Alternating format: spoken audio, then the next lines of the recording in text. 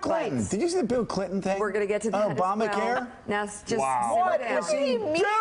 Simmer What did down. he mean to say? Simmer down. He said what he meant to say without saying, I don't like Barack Obama, is what he said. Right. Which he said privately over the years. He said it. He hasn't said it publicly. No, but that whole thing was, I do not like Barack Obama. While campaigning for his wife on Monday, since you all are talking about something that nobody has heard about yet, so we're going to tell people the story, and then you all can do your boy thing. Former President Bill Clinton described Obamacare as, quote, the craziest thing in the world. Yep. Today? This guy's amazing. Just now? Not yesterday or the day before. Stop it. He tried to walk the comment back at a rally in Ohio yesterday, saying the law did a, quote, world of good. But I want to see the original quote. But don't show me what Donald Trump said. Oh, yeah. Donald Trump responded, didn't he? Yes. Okay, but what did Bill Clinton say? This is amazing. Wait a minute. Here's what Clinton said on Monday, followed by Trump's attack. But the people that are getting killed in this deal are small business people and individuals who make just a little too much to get any of these subsidies. So you've got this crazy system where all of a sudden 25 million more people have health care, and then the people who are out there busting it sometimes 60 hours a week wind up with their premiums doubled and their coverage cut in half. It's the craziest thing in the world. Oh my God! So this guy, he needs Barack Obama more than anybody else in the world if he wants his wife to be elected president of the United States. If you could pick one person to campaign for Hillary Clinton, it would be Barack Obama.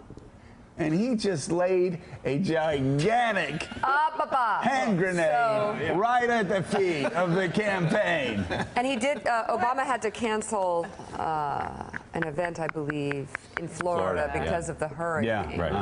Yeah, he's going to cancel one in Iowa because of the hurricane, too. Hey, come on. This guy, this is Mark Halpern. This guy can be his wife's, he was Barack Obama's best surrogate at the convention in Charlotte in 2012. But time and time again, he can be his wife's worst nightmare in South Carolina, making the racially charged comments in 2008. In New Hampshire, when everybody thought she was going to lose, he said, I can't make her taller. I can't make her a better speaker. I can't make her better looking. I mean, at the worst possible time. This is really rough, isn't it?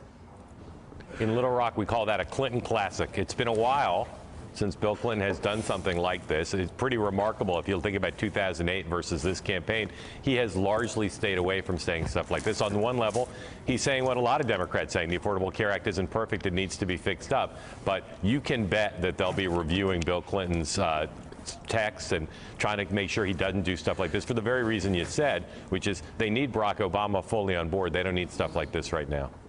So, as you might have guessed, Donald Trump seized on this. But even in his cleanup yesterday, where Bill Clinton tried to backpedal a little bit and say it's done a world of good, he again, after apologizing, basically made the point that there are a lot of small business owners out there twisting in the wind under this thing because they don't qualify for it. So I think this cuts to a core, deep feeling that Bill Clinton has had for a long time about Barack Obama. Well, everybody has known. I mean, he certainly has told people close. He does not like Barack Obama, and he has never liked Barack Obama. But you'd think he could keep it inside here until after the election. A month away from the election. Well, especially Inside voice. Listen, by far, the two most important and most effective surrogates for Hillary Clinton are Barack and Michelle Obama. Exactly. Michelle Obama was spectacular. Oh, she's great. She's incredible. And the former president of the United States comes on, I mean, bubbling with resentment over the Obama presidency. Clearly. So what planet is that man on? Donald Trump was listening to Bill Clinton. Oh, he was? Here's what he said. Of all people, maybe he's not a very good surrogate. I don't think so. President Bill Clinton came out and told the truth about Obamacare. He's absolutely trashed President Obama's signature legislation. Can you imagine what he went through after making that statement? He went through hell. But you know, honestly, there have been many nights when he's gone through hell with Hillary. Oh my gosh. He can't even believe. He cannot even believe his good luck here. I mean, he says all sorts of crazy stuff, but you can see him reading that going like, did my guys get this right? This teleprompter stuff, you know? I mean, it's unbelievable. I don't know what to say on 3 hours of sleep. Mike Barnacle. Yeah, you're up all night. Come on. Explain that to us. The Clinton... Why did he do that? How did he do that? You hear anecdotally from people within both administrations that the former president thinks that his presidency and its historical span will be measured as practically a nothing burger, that he will be remembered more for Monica Lewinsky than anything else. Well, Barack Obama's presidency has had Osama bin Laden, several other epic Healthcare things for occurred, all. and he is Barack Obama. And he's more effective on the stump than Bill Clinton ever was. And so he's very resentful. How history will look at the two of them will be very interesting. But his wife is trying to be president. You think you could just keep it under wraps for a month as you're trying to get your wife elected president? Michelle Obama on the stump. I was watching her. Boy, you want her out there. Showed that. Trying to get to it all. Mark Halpern, what have you heard from Brooklyn? What have you heard from anybody that can explain what the hell happened? You know, when he gets out there, he muses. The pop psychiatrist would say that maybe he doesn't want her to win, or as Mike suggested, he doesn't want President Obama. He doesn't want President Obama to get as much credit. He wanted to pass universal health care and didn't. I'll tell you, I guarantee you, John Podesta, who obviously chairs the Clinton campaign, is close to both the former president and the current one. I'm certain that as I said, they're going to figure out how to keep stuff like this from happening, and they're lucky it wasn't worse. The Republicans are seizing on it.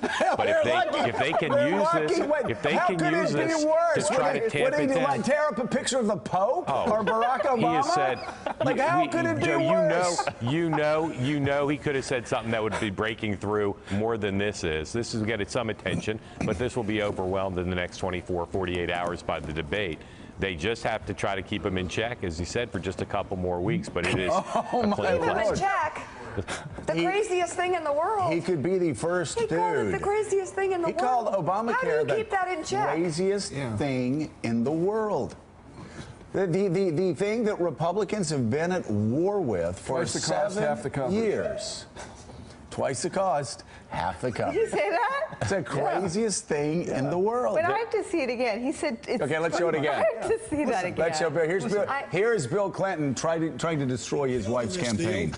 Or small business people and individuals who make just a little too much to get any of these subsidies. So you've got this crazy system where all of a sudden 25 million more people have health care, and then the people are out there busting it sometimes 60 hours a week, wind up with their premiums doubled and their coverage cut in half.